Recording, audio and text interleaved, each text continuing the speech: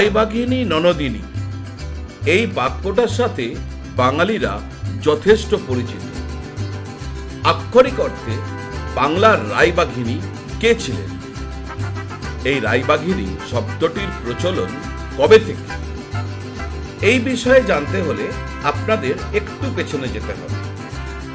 ১৬শ শতকের এক হিন্দু বাঙালি রানী, যার শৌর্য ও বীরত্বের সামনে আত্মসমর্পণ করতে বাধ্য হন পাঠান সেনাপতি ওসমান খান। মহারানী ভবশঙ্করী ১৬ শতকে ছিলেন একজন বাঙালি বীর রমণী ও তদানীন্তন ভূরিশ্রেষ্ঠ রাজ্যের রানী। ভূরিশ্রেষ্ঠ ছিল অধুনা ভারতের পশ্চিমবঙ্গ রাজ্যের হাওড়া ও হুগলি জেলার অন্তর্গত একটি প্রাচীন ও মধ্যযুগীয় রাজ্য। তিনি উড়িষ্যা সালতানাতের আফগান সুলতানদের আক্রমণ প্রতিহত করে বাংলাকে রক্ষা করেন।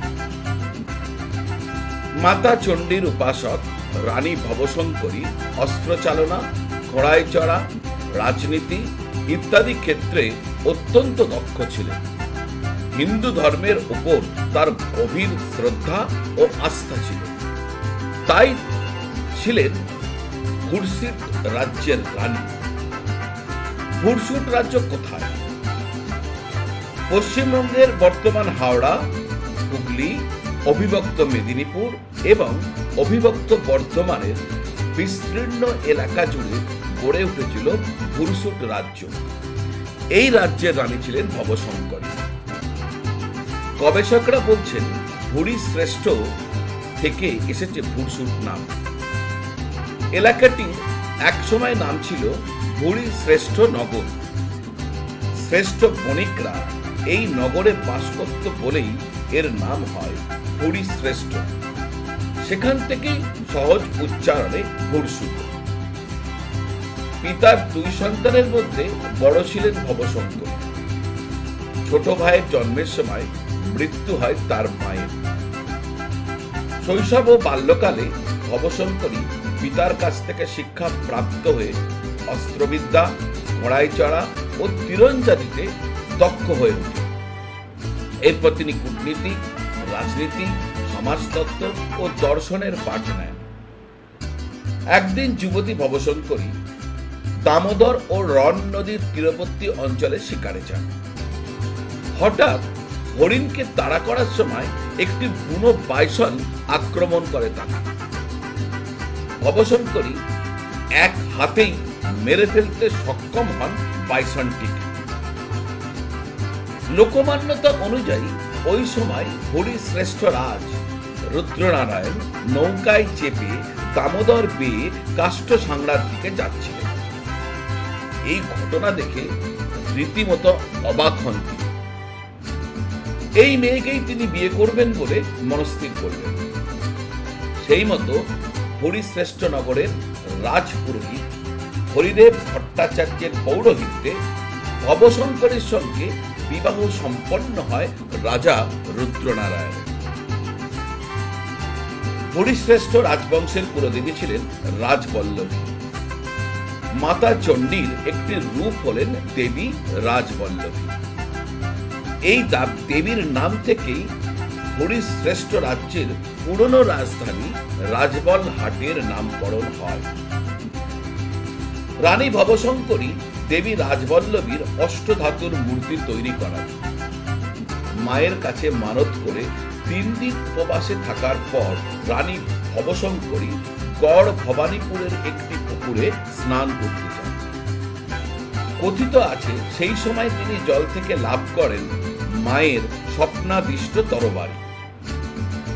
এই তরবারি হাতে থাকলে তিনি পরাস্ত হবেন না, এই ছিল দেবী রাজবল্লভীর বর। বিশ্বাস অবিশ্বাস যাই হোক না কেন, জীবনের শেষ দিন পর্যন্ত রানী ভবশঙ্করী ছিলেন অপরাজিতা। তার পুত্রের বয়স যখন 5 বছর, তখন রাজা রুদ্রনারায়ণ পরলোকগত হন। রাজ্য পরিচালনার ভার এসে পড়ে রানীর উপর। জানা যায় স্বামীর মৃত্যুর পর 3 মাস ব্রহ্মচারিণী হয়েছিলেন রানী ভবশঙ্করী। কাষ্ঠসাংড়া শিব মন্দিরে রানী ভবশঙ্করী শৈব সাধনায় নিয়োজিত করেছিলেন নিজেকে। আধ্যাত্মিক জীবনের পাশাপাশি রানী ভবশঙ্করী রাজ্যের সামরিক ব্যবস্থাকেও ঢেলে সাজানো শুরু করেন এই সময়কার। তার সময় শৌর্য বীর্যে, কৃষি, বাণিজ্য, তাঁত শিল্প ও ধাতু শিল্পে সমৃদ্ধ হয়ে উঠতে শুরু করে ভুরসুট রাজ্য। এদিকে আধিপত্য কায়েম নিয়ে বাংলায় তখন চলছে মোগল পাঠান দ্বন্দ্ব। মোগলদের তাড়া খেয়ে পাঠানরা তখন আশ্রয় নিতে বাধ্য হয় ওড়িশায়। সেখান থেকে ফের বাংলায় আধিপত্য বিস্তারে সচেষ্ট হন পাঠান সর্দার ওসমান খান। জানা যায় রানী ভবশঙ্করী বাংলার মোগল পাঠান দ্বন্দ্বে নিজেকে সম্পূর্ণ নিরপেক্ষ রেখেছিলেন, কিন্তু পাঠান সেনাপতি মোগলদের বিরুদ্ধে রানী ভবশঙ্করীর সাহায্য চাইলে তিনি তার নাকচ করে দেন। এতে ক্রুদ্ধ হন পাঠানরা। রানী দেওয়াল ছিলেন দুর্লভ দত্ত আর প্রধান সেনাপতি চতুর্ভুজ চক্রবর্তী। শুরু হয় অন্তর্ঘাত। বিশ্বাসঘাতকতা করেন প্রধান সেনাপতি চতুর্ভুজ চক্রবর্তী।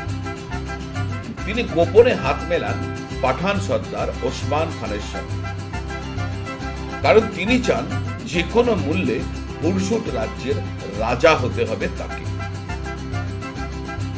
গড় ভবানীপুর ছিল ভুরসুট রাজ্যের তদানীন্তন রাজধানী।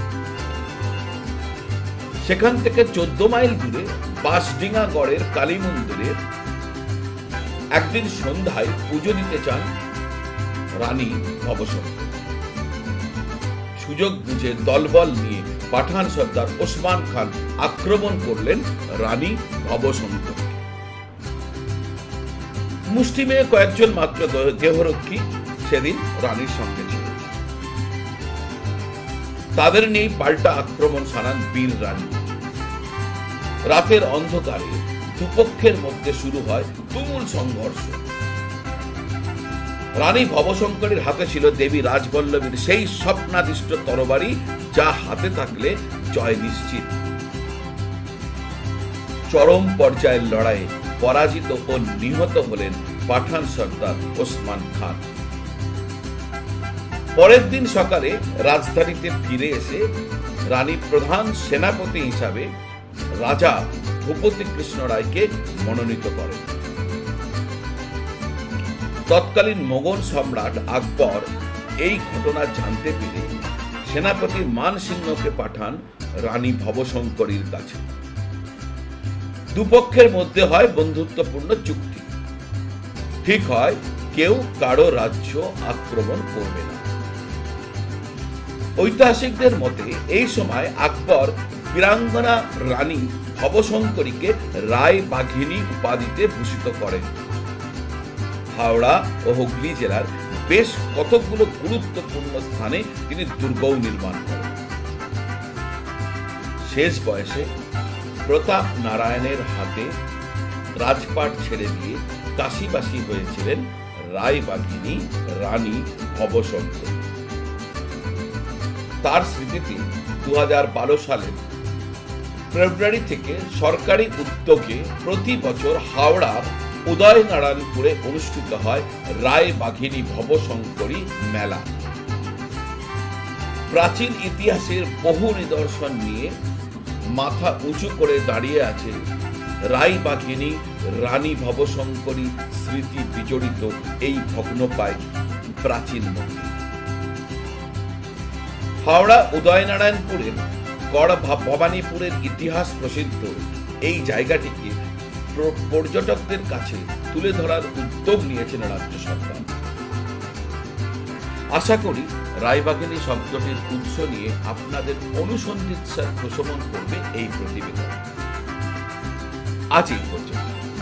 এইরকম নানা তথ্য পেতে এই চ্যানেলটি সাবস্ক্রাইব করে বেল আইকন প্রেস করে দেবেন। উপস্থাপনা ভালো লাগলে শেয়ার করবেন, লাইক করবেন, কমেন্ট করবেন। সকলে খুব খুব ভালো থাকুন। সকলকে খুব ভালো লাগবে। নমস্কার।